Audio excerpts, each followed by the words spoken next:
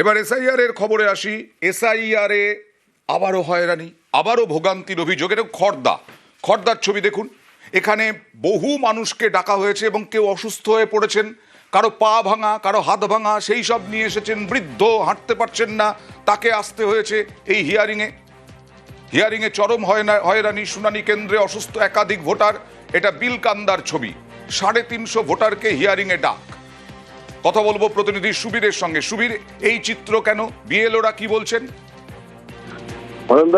খড়দহ বিধানসভার অন্তর্গত বিলকান্দা 1 নম্বর পঞ্চায়েতের মহিষপোতা এলাকায় যেখানে শুনানি কেন্দ্র, সেখানে কিন্তু 350 জন ভোটারকে ডাকা হয়েছে হিয়ারিং এর জন্য। এবং সেখানে দেখা যাচ্ছে কারোর হাত ভাঙা, কারোর পা ভাঙা, এবং কেউ লাইনে দাঁড়িয়ে এতটাই হয়রানির শিকার হতে হচ্ছে, লাইনে দাঁড়িয়ে থাকা অবস্থায় অসুস্থ হয়ে সেখানেই শুনানি কেন্দ্রে শুয়ে পড়ছেন।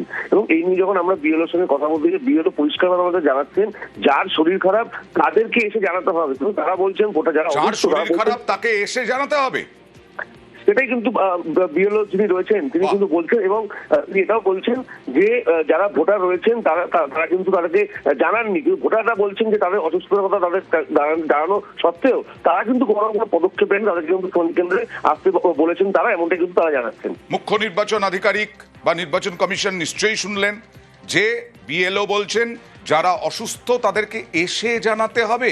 বাহ, অসাধারণ।